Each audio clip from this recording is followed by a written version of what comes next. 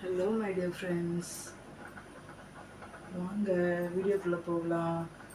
Gravy செய்ய ready பண்ணிடலாம்.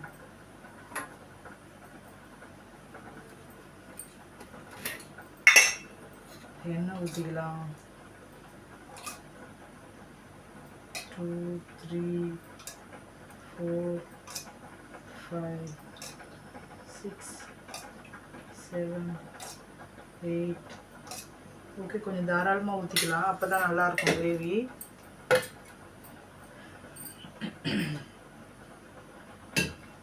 எல்லாரும் செய்கிற மாதிரி தான், சிம்பிளாக.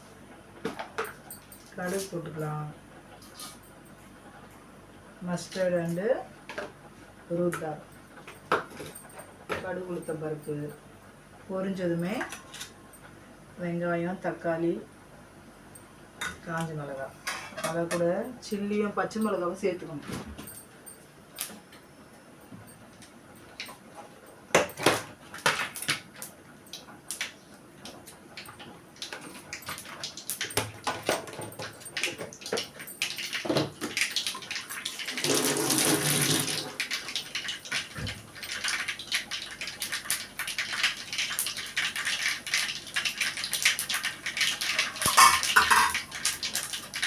கடுகு வெடித்ததும் வெங்காயம், பச்சை மிளகாய், கருவேப்பிலை சேர்த்துக்கலாம்.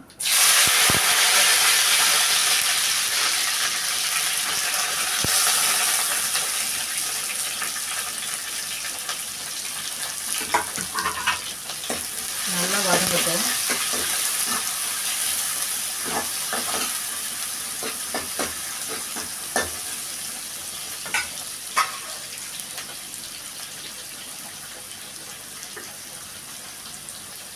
உப்பு போட்டுக்கலாம். நான் எப்பவுமே தக்காளி சேர்க்கறதுக்கு முன்னாடியே போட்டுட்டேன். ஒரு சிலர் தக்காளி போட்டதும் உப்பு போடுவாங்க. ஆல்மோஸ்ட் இது வெந்துருச்சுன்னு நினைக்கிறேன்.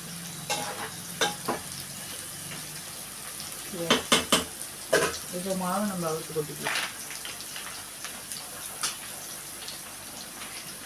ஒரு டம்ளரும் கொஞ்சம் 1.25 கூட கம்மியாக தான் இருக்கும். அதுக்கு நம்ம மாவு இதில் 2 டம்ளர் ஆட் பண்ணால் போதும், இல்லை 1.5 ஆட் பண்ணால் போதும். ராகி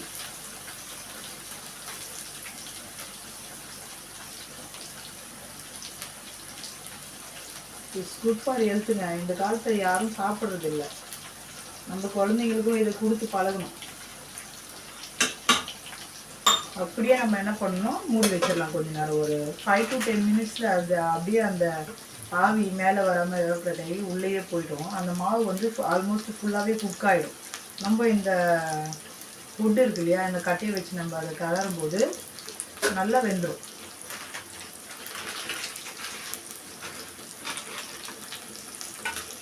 இதுவும் ஒரு பக்கம் ரெடி ஆகிட்டு இருக்கு. இது ரெடி ஆகிறதுக்குள்ளே அதையும் நம்ம ரெடி பண்ணிக்கலாம்.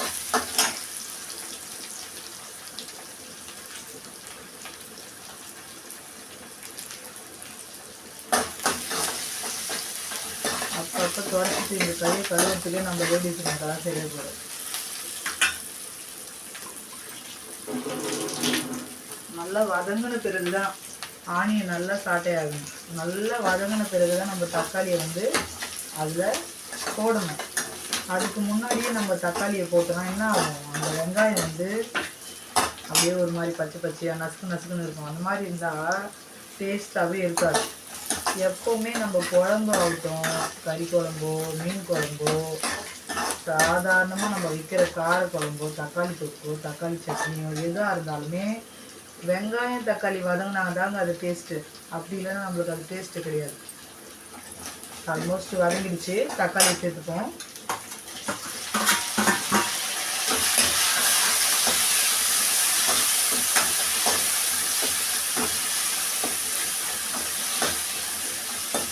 அடுத்தது மஞ்சள் பொடியை ஆட் பண்ணிக்கலாம். மஞ்சள் பொடி சேர்த்துக்கலாம். டர்மரிக் பவுடர்,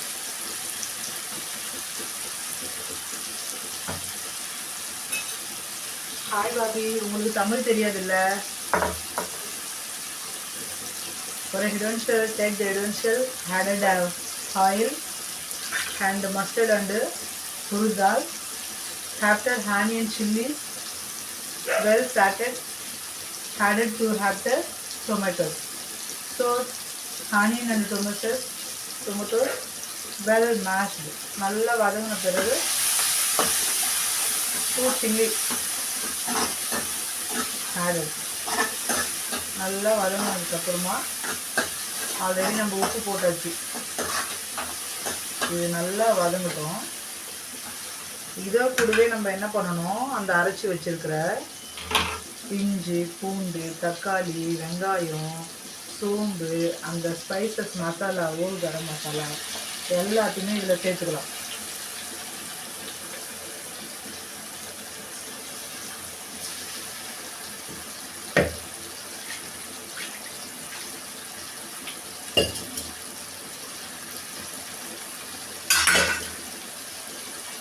நீங்கள் உங்கள் ஸ்டைலில் எப்படி வைப்பீங்கன்னு சொல்லுங்கள் மக்களே.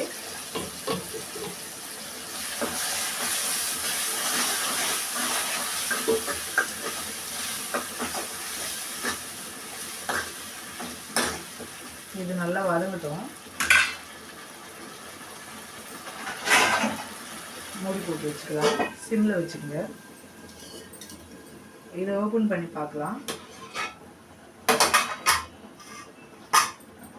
ஓரளவுக்கு இது என்னாச்சு, அதை கூட வெந்துருது.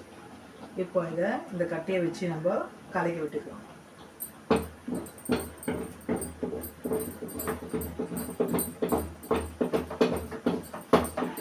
லேடிஸ்க்கு பவர் தேவைங்க. ஆக்சுவலி எனக்கு இது நான் சின்ன வயசுலேருந்து சாப்பிட்டதே கிடையாது. கூழ்னா எனக்கு இப்போவும் கூழ் பிடிக்காது. நான் சாப்பிடவும் மாட்டேன், குடிக்கவும் மாட்டேன். சாமிக்கு ஊற்றும் போது கூட குடிச்சதில்லை. அந்த வெள்ளை சாதம் பொங்கி அது ஃபார்மாலிட்டிஸில் அந்த இந்த மாதிரி களி ஊற்றிங்களா அதுதான் சாப்பிடுவேன்.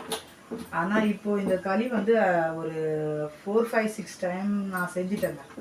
சூப்பராக எனக்கு கற்றுக்கிட்டேன், வந்துடுச்சு. அந்த சூட்லேயே என்ன பண்ணணும், இதை நல்லா கிளறி விடணும். கை வலிக்குதுப்பா. ஹஸ்பண்ட் எதாவது கொஞ்சம் ஹெல்ப் பண்ணியிருப்பாங்க.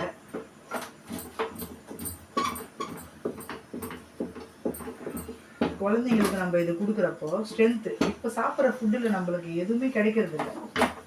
உடம்புக்கு தேவையான சத்து எதுவுமே கிடையாது. எல்லாமே நம்ம சாப்பிட்ற பொருள் எல்லாமே சக்கை தாங்க, வேஸ்ட்டு. அதனால நம்ம பார்த்து சமைக்கணும். நல்லதாக வாங்கி சாப்பிடுங்க, ஒன்றும் பிரச்சனை இல்லை. நம்ம காசு கொடுத்து அதிகமாக ஃப்ரைட் ரைஸு அது இது நம்ம எல்லாம் ஏதோ சம்டைம்ஸ் ஏதோ பிடிக்குதா சாப்பிடுங்க. மற்றபடி நம்ம வீட்லேயே இந்த மாதிரி ஹெல்த்தியான ஃபுட்டெல்லாம் குக் பண்ணி சாப்பிட்றப்போ நமக்கு உடம்புக்கு ரொம்ப ரொம்ப நல்லது.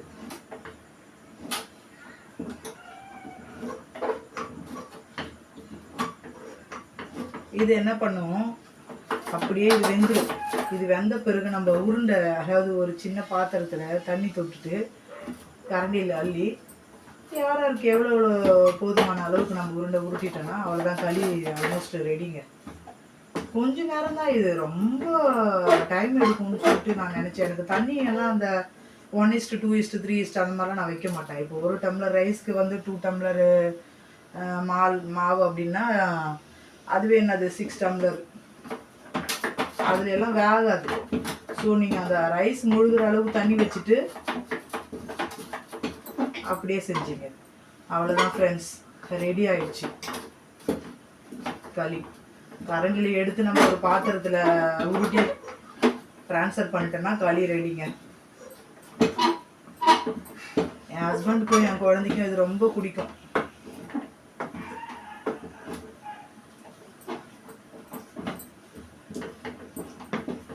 ஆக்சுவலி எங்கள் அக்காவுக்கும் தெரியாது. ஒரு நாள் செஞ்சு கொடுத்தேன், நல்லா இருக்கா என்னன்னு கேட்காம போயிட்டாங்களே.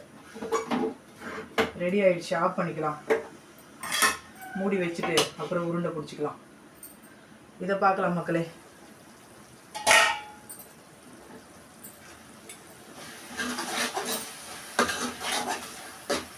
இது நல்லா வதங்கி பார்த்தீங்களா, நம்ம வெறும் வெங்காயம் தக்காளி மட்டும் போட்டோம்னா நம்மளுக்கு கிரேவியே கிடைக்காது.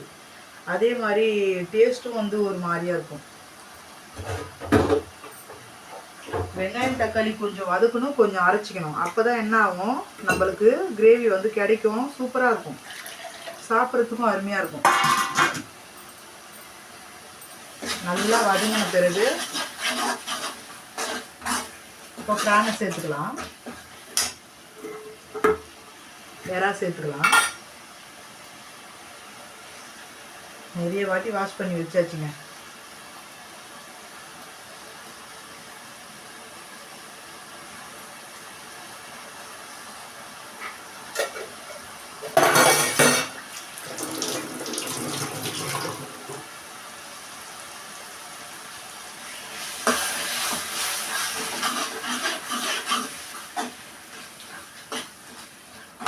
இன்னும் நம்ம மிளகாத்தூள் இதில் ஆட் பண்ணலாம்.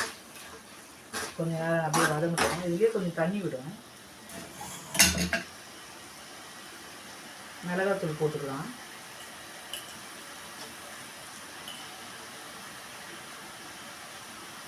ஸ்பைசஸ் போதும்னு நினைக்கிறேன்.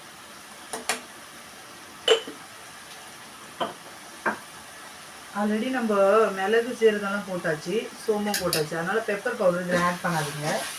மிளகு சீரகம் நீங்கள் சேர்த்து அரைக்கலைன்னா பெப்பர் பவுடர் நீங்கள் ஆட் பண்ணிக்கலாம். அது உங்களோட சாய்ஸ்.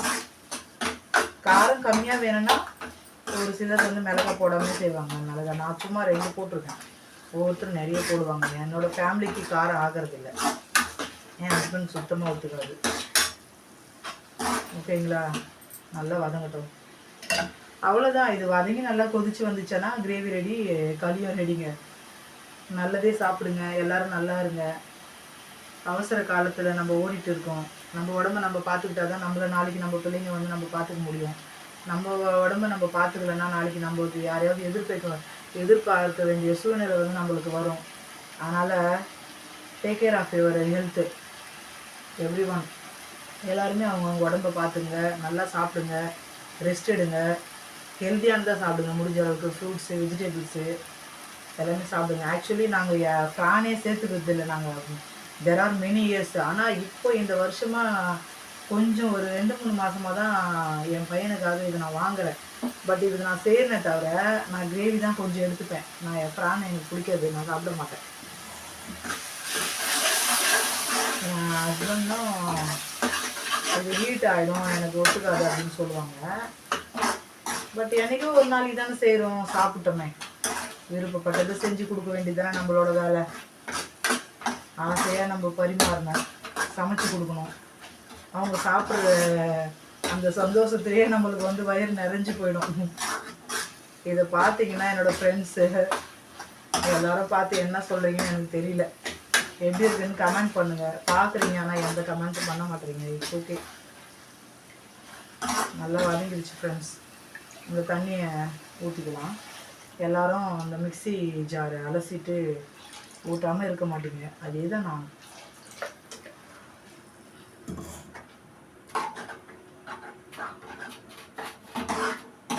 இன்னும் கொஞ்சமும் தண்ணி சேர்த்துக்கலாம் ஃப்ரெண்ட்ஸ். நான் இப்போ சிம்மில் வச்சுட்டு போயிடுவேன். ஒரு 10 மினிட்ஸில் அது ஃபுல்லாக அது கொதிச்சு அந்த ஆயிலெலாம் வந்து மேலே வந்துடும். அப்போ நம்ம என்ன பண்ணணும், ரெடி ஆயிடுச்சின்னு சொல்லிட்டு நம்ம தெரிஞ்சுக்க வேண்டியதுதான். அவ்வளோதான் ஃப்ரெண்ட்ஸ். சூப்பராக இருக்கும் ப்ரான் கிரேவி. அந்த களிக்கும் அந்த களியில் வந்து அதை எடுத்து ஊற்றி சாப்பிட்றப்போ வேறு லெவலுங்க. சூப்பராக இருக்கும். நீங்களும் ட்ரை பண்ணி பாருங்கள். பிடிச்சிருந்தா லைக் பண்ணுங்கள், ஷேர் பண்ணுங்கள். Thank you so much.